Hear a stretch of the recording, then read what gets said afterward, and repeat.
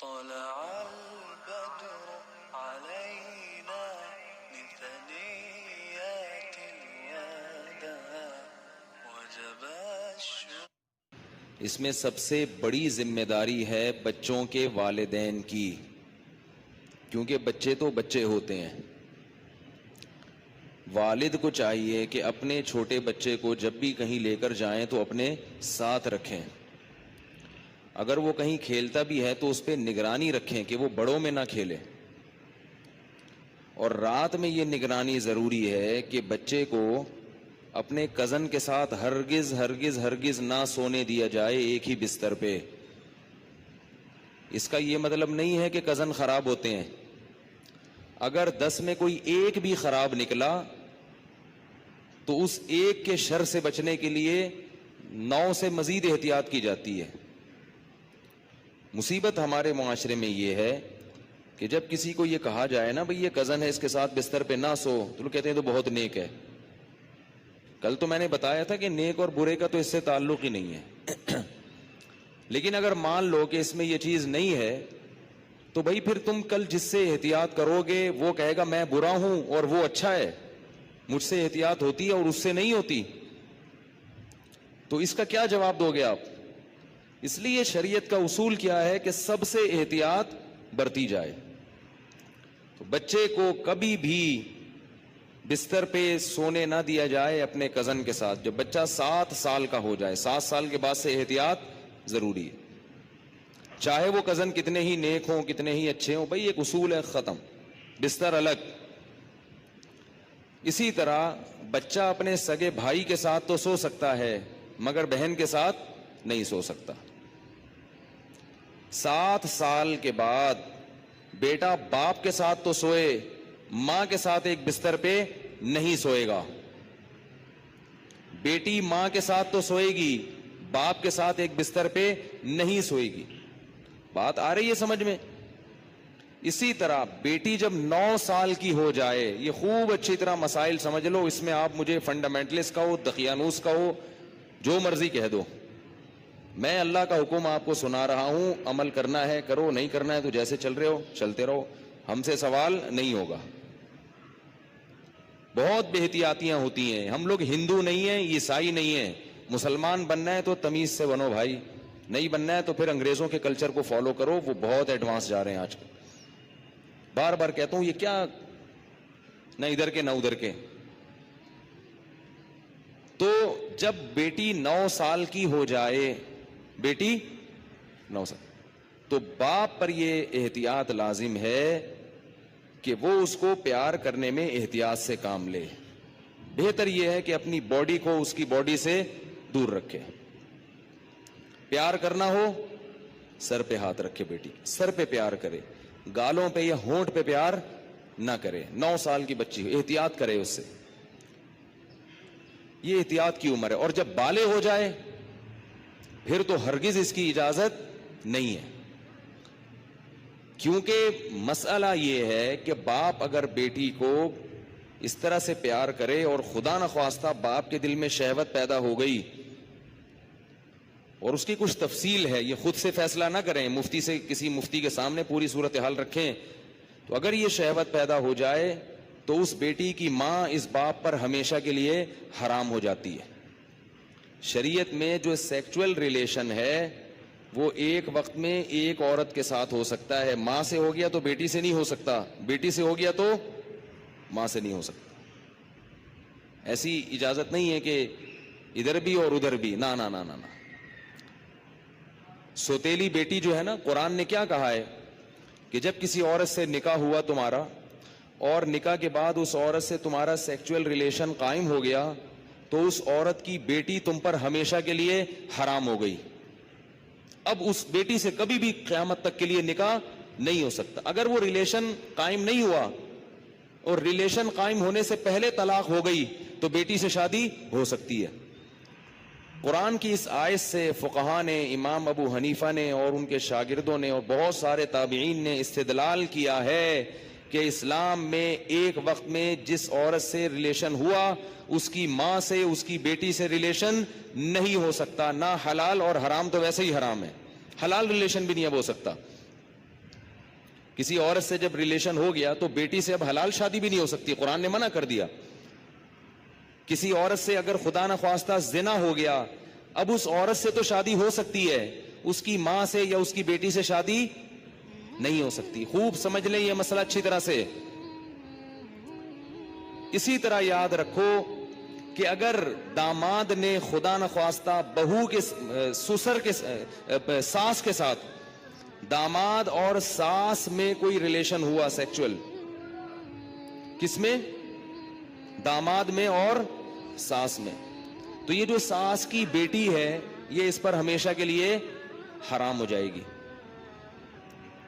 اسی طرح بہو میں اور سسر میں ہو گیا تو یہ بہو اپنے شوہر پہ ہمیشہ کے لیے حرام ہو جائے گی.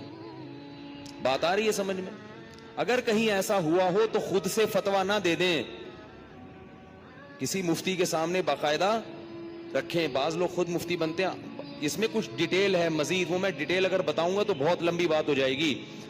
تو کسی کے ساتھ ایسا خدا نخواستہ ہوا ہو تو خود سے فیصلہ نہ کرے, کسی مفتی کے سامنے پوری, اس میں کچھ شرطیں ہیں, تو میں ڈیٹیل میں نہیں جا رہا, میں صرف آپ کو مسئلے کی حساسیت بتا رہا ہوں کہ احتیاط, بولو بھائی, ضروری ہے.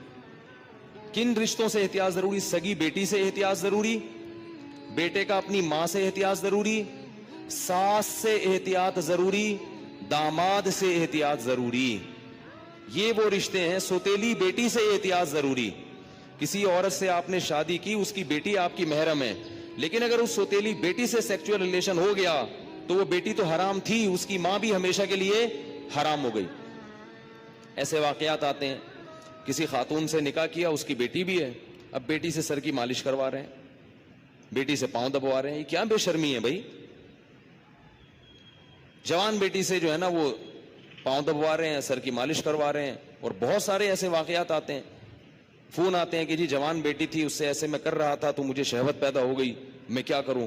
کیا کریں بھائی, آپ کی بیوی حرام ہو گئی, اور کیا کرو حضرت؟ یہ کیا, مجھے تو پتہ ہی نہیں تھا.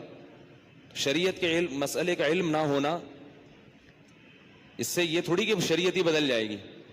آپ گئے پاکستان آئے, آپ کو نہیں پتا کہ لال بتی پہ گاڑی روکنی ہے اور ہری پہ چلانی ہے, آپ کو پتہ نہیں تھا. لال بتی پہ آپ سگنل توڑ کے آگے چلے گئے, پولیس والے نے روکا تو آپ کہہ رہے مجھے تو پتہ ہی نہیں تھا کہ لال پہ رکتے ہیں. چھوڑ دے گا آپ کو وہ؟ تو اسی طرح اللہ بھی نہیں چھوڑتے کہ پتہ ہی کوئی نہیں, آپ کو پتہ ہی نہیں تھا آپ کو. تو یہ خوب سمجھ لیں, ان رشتوں میں احتیاط کی بہت سخت ضرورت ہے. اسلام پاکیزہ نظام بنانا چاہتا ہے. بہو گھر میں آئی ہے تو سسر کے لیے وہ بیٹیوں کی طرح ہے. جب بھی اس پہ نگاہ ڈالے, کیسی نگاہ ڈلے گی؟ بیٹی جیسی. اور اس کو ہاتھ نہ لگائے. پیار کرنا ہے بہو کو, سر پہ ہاتھ رکھے. سمجھ رہے ہیں؟ نہیں سمجھ میں آ رہی نا, کیا کریں؟ بہو کو پیار کرنا ہے تو کیا کرنا ہے؟ سر پہ ہاتھ رکھنا ہے بس, بیٹیوں کی طرح بس سر پہ ہاتھ رکھا بس. کیسے بے شرمی کے واقعات آ رہے ہیں. خواتین بتاتی ہیں سسر صاحب آ رہے ہیں, وہ خواتین کئی خاتون آئی ہیں بہو امریکہ سے, سسر صاحب ایئرپورٹ پہ لینے پہنچے ہوئے اور گلے مل رہے ہیں اس سے.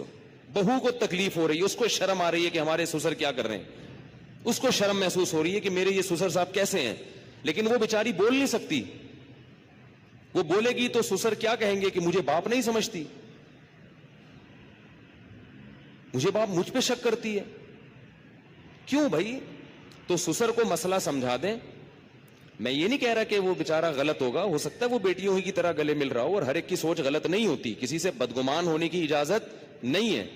اصول ہیں بھائی. 100 آدمیوں میں سے ایک اگر غلط ہوگا تو اس ایک غلط کے شر سے بچانے کے لیے مزید 99 کو بھی منع کیا جائے گا. الحمدللہ ہمارے گھروں میں خیر غالب ہے. سسر بہو کو بیٹیاں کی طرح سمجھتے ہیں, بہویں سسر کو باپ کی طرح سمجھتی ہیں. ہمارے معاشرے میں ابھی شر کا عنصر کم ہے, خیر اس معاملے میں الحمدللہ غالب ہے, مگر یہ غالب ہی رہے تو اچھا ہے. اگر یہ بے احتیاطیاں ہوئیں تو خیر کم ہو جائے گی اور شر غالب آ جائے. تو اچھے اور خاندانی لوگوں کے ہاں یہی ہوتا ہے کہ بہویں اپنے سسر کے سامنے ذرا لپٹ کے بیٹھتی ہیں, چادر وادر سر پہ لے کے بیٹھتی ہیں. ایک تقدس ہوتا ہے, ایک رشتہ ہوتا ہے. اسی طرح یاد رکھو, بہو کے لیے, سسر کے لیے یہ غلط ہے, جائز نہیں ہے کہ وہ بہو کے کمرے میں بغیر پرمیشن کے داخل ہو جائے. یہ بھی ہوتا ہے. سسر صاحب کیا کرتے ہیں, شادی ہوئی ہے, दरवाजा खोल के बहू के कमरे में घुस गए। वो बेचारी किस हाल में बैठी हुई है, किस हाल में लेटी हुई, और उसको गुस्सा आता है तो कहते हैं मैं बाप हूं, मैं भी परमिशन लेके आऊं। तो हया भी कोई चीज होती है। तो जवान बेटी के कमरे में बाप को इस तरह नहीं घुसना चाहिए। बेटी का भी बाप से कोई हया तो होती है ना। तो इसलिए इन चीजों में एहतियात बरतो। हम किसी पे इल्जाम नहीं लगा रहे, किसी पे शक नहीं कर रहे, ये सारे केसेस हो रहे हैं। एक साहब कहते हैं कि मेरे वालिद साहब ने मेरी बीवी के लिए चूड़ियां लाते हैं, तो मेरी बीवी का हाथ पकड़ के उसके हाथ में चूड़ियां डाल रहे हैं। वो साहब कह रहे हैं मुझे अच्छा नहीं लग रहा कि मेरे अब्बा मेरी बीवी के साथ ऐसा क्यों कर रहे हैं। उसको गैरत आ रही है बेटे को कि यार ये अब्बा क्या कर रहे हैं। कह रहे लेकिन अब्बा को बोलो तो अब्बा क्या कहेंगे, मुझ पे शक कर रहा है, मुझ पे शक करते हो, मैं कोई बुरा आदमी हूं, मैं कोई ऐसा हूं। तो भाई शक की बात नहीं है। अब्बा को बता दो अब्बा आप बहुत अच्छे हैं, बहुत अच्छे हैं, लेकिन आपको शरीयत ने इसकी इजाजत नहीं दी है क्योंकि इससे शर फैल सकता है।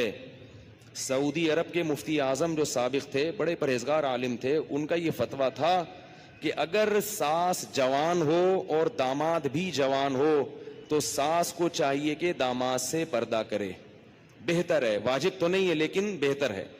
इसी तरह अगर ससुर बिल्कुल जवान हो और बहू भी बिल्कुल जवान हो तो बहू को चाहिए कि वो ससुर से इस जमाने में पर्दा करे। तो हम ये तो नहीं कह रहे कि पर्दा करे, हम तो आसानी दे रहे हैं। पर्दा नहीं भी करती तो कम से कम एहतियात लाजमी करे। ये तो वो रिश्ते हैं जो अल्लाह ने हराम कर दिए।